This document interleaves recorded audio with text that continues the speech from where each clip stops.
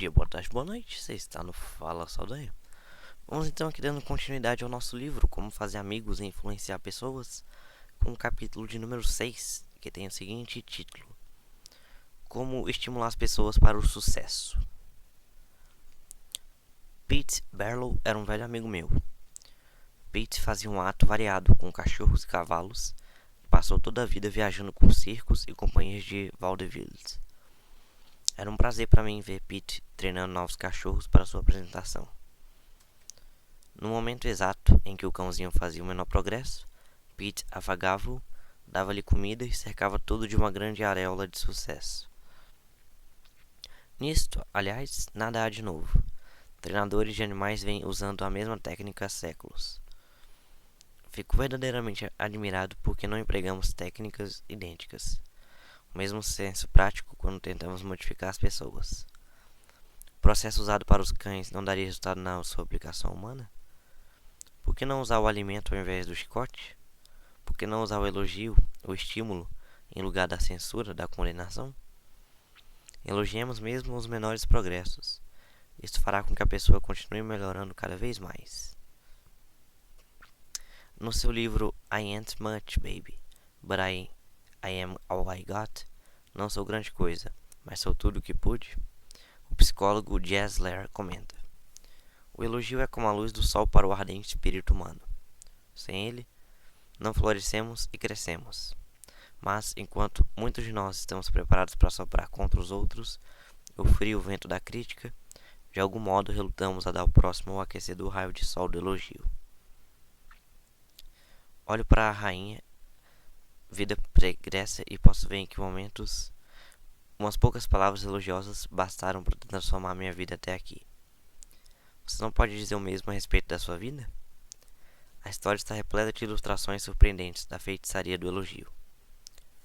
Por exemplo, há meio século passado, trabalhava numa fábrica, em Nápoles, um menino de 10 anos. Desejava ser cantor, mas seu primeiro professor o desencorajou. Você não pode cantar. Ademais, não tem voz. Quando canta, parece o sibilar do vento nas venezianas. Mas sua mãe, uma pobre camponesa, enlaçou-o com os braços, elogiou-o e disse-lhe que sabia que ele podia cantar. Descobriu seu progresso. Chegou a andar descalço para economizar dinheiro com o fito de pagar suas lições de canto. O incentivo desta mãe camponesa e o seu encorajamento mudaram inteiramente a vida do filho. Você por certo já ouviu falar dele. Chamava-se Caruso e tornou-se o maior cantor de ópera de sua época. Nos primeiros anos do século XIX, em Londres, o rapaz sonhava ser um escritor, mas tudo parecia conspirar contra seu desejo. Não pôde permanecer na escola mais de 4 anos. Seu pai foi encarcerado por não poder saldar seus débitos e o nosso rapaz, por vezes, experimentou as agruras da fome. Finalmente, conseguiu um emprego para pregar rótulos em potes de graxa num armazém infeto e cheio de ratos. Dormia com mais 2 outros companheiros, num quarto de atmosfera irrespirável, quase junto à tesoura que sustentava o telhado, nas águas furtadas de um dos cortiços de Londres. Tinha tão pouca confiança em sua habilidade no escrever que, durante a noite, foi às escondidas colocar no correio seu primeiro manuscrito, para que ninguém risse dele. Contos após contos foram recusados. Finalmente, chegou o grande dia. Um conto foi aceito. Não recebeu R$1 pelo mesmo, mas o editor o elogiou, deu-lhe consideração. Ficou tão contente que vagou pelas ruas com as lágrimas correndo pela face. O elogio, o incentivo que recebeu por ver um conto seu no prelo, mudou toda a sua carreira. E não fosse isto, talvez passasse toda a vida naquele infeto armazém, pregando rótulos. Por certo já ouviu falar deste rapaz, muitas vezes. Seu nome era Charles Dickens. Há meio século passado, um outro rapaz, também em Londres, estava trabalhando como caixeiro de uma casa de secos e molhados. Tinha que levantar-se às 5 da manhã, varrer todo o estabelecimento e, como um escravo, trabalhar diariamente de 14 horas. Isto o aborrecia e o rapaz sentia verdadeira revolta. Depois de 2 anos, não pôde mais suportar. Levantou-se uma manhã e, sem esperar sequer o café, percorreu 15 milhas a pé para falar com sua genitora, que trabalhava como arrumadeira numa casa particular. Estava furioso, discutiu com ela, chorou. Jurou que se mataria se fosse obrigado a permanecer por mais tempo naquela casa comercial. Escreveu então uma longa e patética carta ao seu antigo professor, dizendo que estava desiludido, que não sentia mais vontade de viver. O velho mestre mandou-lhe algumas palavras de incentivo. Afirmou-lhe que ele era muito inteligente e tinha vocação para coisas mais elevadas. Terminou oferecendo-lhe um lugar de professor. O elogio mudou inteiramente o futuro deste rapaz e conseguiu torná-lo uma das grandes figuras da literatura inglesa. O caixeiro de Secos e Molhados, transformado, escreveu desde então inúmeros livros e ganhou mais de US$ 1 milhão com a pena. Por certo, também já ouvi falar dele. Seu nome é H.G. Wells. Elogiar, mas não criticar. Este é o conceito básico dos ensinamentos de B.F. Skinner. Esse grande psicólogo contemporâneo demonstrou, através de experimentos com animais e seres humanos, que quando se diminui a crítica e se enfatiza contos, foram recusados. Finalmente chegou o grande dia. Deu um problema aqui na gravação, também o livro deu um erro aqui. Vou voltar o parágrafo aqui de novo. Elogiar, mas não criticar.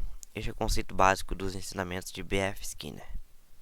Esse grande psicólogo contemporâneo demonstrou, através de experimentos com animais e seres humanos, que, quando se diminui a crítica e se enfatiza o elogio, as coisas boas que as pessoas fazem recebem esforço e as coisas más são atrofiadas por falta de atenção. John Ringelspaught, de Rockmount, Carolina do Norte, usava esse ensinamento a lidar com crianças. Ao que parecia, como acontece em tantas famílias, a forma principal de comunicação empregada pela mãe e pelo pai era o grito. E como em tantos casos, a cada sessão as crianças pioravam em vez de melhorar. O mesmo sucedia com os pais. Parecia não haver fim à vista para tal problema. O Sr. Ringelspaught decidiu empregar alguns dos princípios que vinha aprendido no nosso curso para resolver essa situação. Ele relatou: resolvemos utilizar o elogio, em vez de acentuar as faltas. Não era nada fácil, uma vez que só conseguíamos enxergar as coisas negativas. Era realmente difícil encontrar coisas dignas de elogio. Conseguimos encontrar algumas, e no primeiro ou no segundo dia, deixaram de fazer algumas das coisas mais desagradáveis. Logo, algumas de suas faltas desapareceram. Começaram a se encontrar nos elogios que lhes fazíamos. Chegaram mesmo a se empenhar em fazer coisas corretas. Ninguém pôde acreditar. Naturalmente, isso não durou para sempre, mas a norma de comportamento alcançada após o nivelamento das ações mostrou-se bem melhor. Abandonamos as reações que tínhamos. As crianças praticavam mais ações boas que más. Tudo isso resultou do elogio ao menor sinal de desenvolvimento das crianças, não da crítica enfática aos erros. Essa atitude obtém resultados também no âmbito do trabalho. Keith Rupert, de Woodland Hills, Califórnia, aplicou tal princípio a uma situação na sua empresa. Chegou-lhe às mãos um trabalho de estamparia de qualidade excepcional. O trabalho fora realizado por um impressor que vinha encontrando dificuldade de se adaptar ao sistema da companhia, visto que tinha sido contratado recentemente. O seu supervisor aborreceu-se com o que considerou uma atitude negativa e pensou seriamente em dispensá-lo. Claras, o indivíduo humano vive dentro dos seus limites. Possui poderes de várias espécies que, habitualmente, deixa de usar. Sim, você que está lendo essas linhas possui poderes de várias espécies que habitualmente deixa de usar. E um destes poderes que você com certeza não usa como devia é a mágica habilidade de elogiar as pessoas, incentivando-as com a compreensão das suas possibilidades latentes. Com a crítica, a capacidade declina. Com o estímulo, floresce. Para você se tornar um líder eficiente, aplique o princípio 6. Elogie o menor progresso e também cada novo progresso. Seja caloroso em sua aprovação e generoso em seu elogio. final do capítulo número 6.